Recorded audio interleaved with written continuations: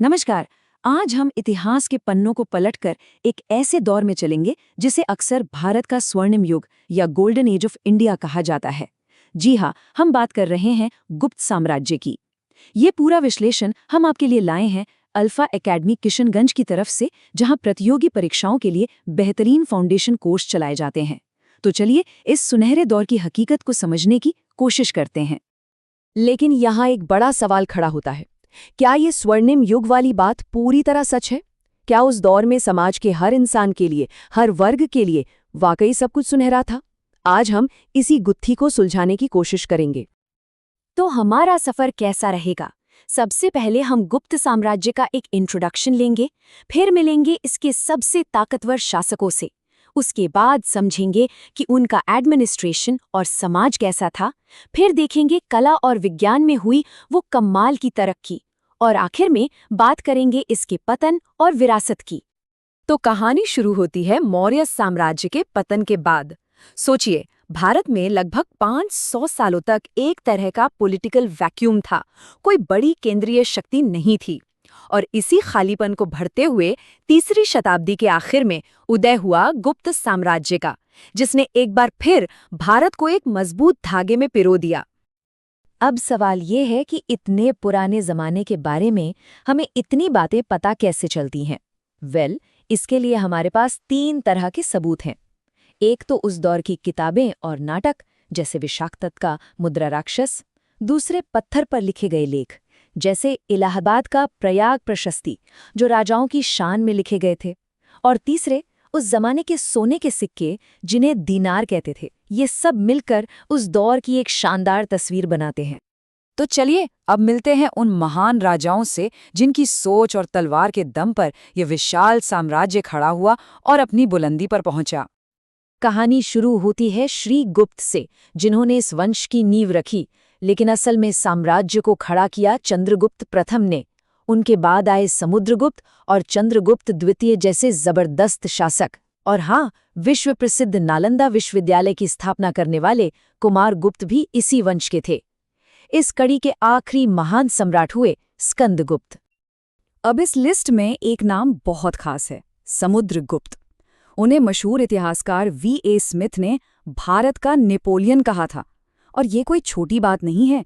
ये उपाधि उन्हें इसलिए मिली क्योंकि उन्होंने अपनी सैन्य ताकत से लगभग पूरे भारत को जीत लिया था।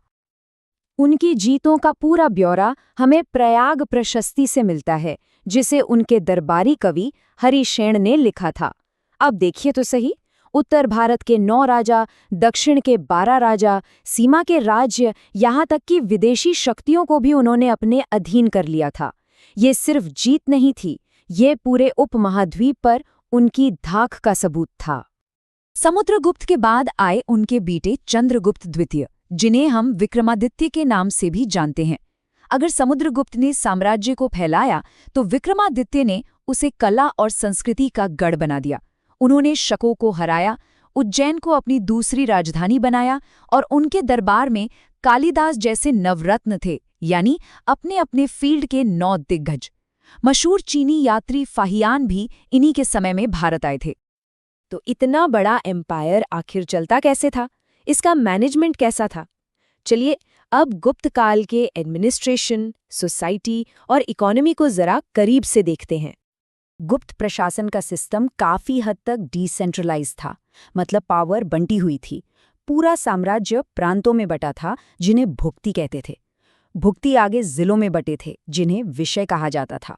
और एडमिनिस्ट्रेशन की सबसे छोटी और सबसे जरूरी यूनिट थी ग्राम, यानी गांव, जिसका मुखिया ग्रामिक होता था। शासन चलाने के लिए अधिकारियों की एक पूरी फौज थी। कुमार अमात्य एक बहुत ही इम्पॉर्टेंट पोस्ट थी। आप इसे आज के एक सीनियर IAS ऑफिसर जैसा समझ सकते हैं। न्याय के लिए महादंड नायक होते थे और युद्ध और शांति के मामलों को महासंधि विग्रहिक देखते थे। ये दिखाता है कि सिस्टम कितना ऑर्गेनाइज था। और अब हम आते हैं इस कहानी के सबसे जरूरी और विरोधाभासी हिस्से पर, वो सवाल जो हमने शुरू में उठाया था। देखिए, एक तरफ तो जबरदस्त आर्थिक तरक्की थी, सोने के सिक्के थे, व्यापार फल फूल रहा था, लेकिन सिक्के का दूसरा पहलू उतना सुनहरा नहीं था। इसी दौर में जाति व्यवस्था और भी ज्यादा कठोर हो गई। छुआछूत जैसी प्रथा ने जड़ें जमा लीं, महिलाओं की हालत में गिरावट आई और सती प्रथा का पहला सबूत भी इसी काल में मिला। ये उस स्वर्णिम युग की एक स्याह हकीकत थी। लेकिन इन सामाजिक कमियों के बावजूद एक बहुत बड़ी वजह है कि इस काल को स्वर्णिम युग कहा जाता है, और वो वजह थी आर्ट और साइंस के क्षेत्र में हुई वो अविश्वसनीय तरक्की। जरा सोचिए, आज से करीब 1500 साल पहले आर्यभट्ट ने दुनिया को बता दिया था कि पृथ्वी गोल है और अपनी धुरी पर घूमती है। ये एक क्रांतिकारी खोज थी। इतना ही नहीं, गणित को बदलने वाला शून्य का कॉन्सेप्ट और दशमलव प्रणाली, ये सब इसी दौर की देन है। वराहमिहिर और ब्रह्मगुप्त जैसे विद्वानों ने भी कमाल का काम किया। और अगर साहित्य की बात करें तो ये दौर तो महाकवि कालिदास का था। उनके नाटक अभिज्ञान शाकुंतलम और काव्य मेघदूतम आज भी दुनिया भर में क्लासिक माने जाते हैं।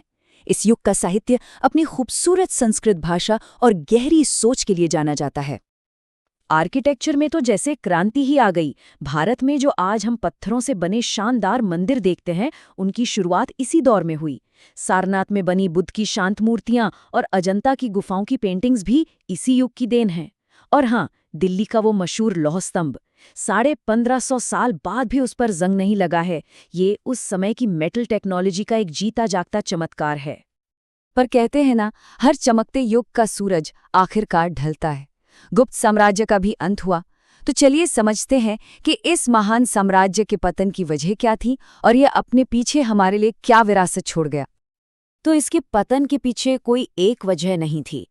मध्य एशिया से हूणों के लगातार हमलों ने साम्राज्य की कमर तोड़ दी। अंदर ही अंदर जो प्रांतीय गवर्नर थे, यानी सामंत, वो ज्यादा ताकतवर होने लगे और राजा की बात नहीं मानते थे। ऊपर से व्यापार में गिरावट आई और गद्दी के लिए घर में ही लड़ाइयां होने लगी। इन सब ने मिलकर साम्राज्य का अंत कर दिया। तो आखिर में हम अपने उसी पहले सवाल के जवाब पर पहुंचते हैं। ऐतिहासिक स्रोत ये इशारा करते हैं कि स्वर्णिम युग की ये चमक दमक, ये तरक्की मुख्य रूप से समाज के ऊंचे तबके यानी इलीट क्लास के लिए थी। आम लोगों के लिए सामाजिक तौर पर ये दौर शायद उतना सुनहरा नहीं था जितना अक्सर बताया जाता है। तो गुप्त साम्राज्य की विरासत हमें क्या सिखाती है? ये हमें सिखाती है कि किसी भी युग की महानता सिर्फ उसकी कला, विज्ञान या आर्थिक तरक्की से नहीं नापी जा सकती। असली पैमाना तो ये है कि उस तरक्की का फायदा समाज के हर वर्ग तक पहुंचा या नहीं।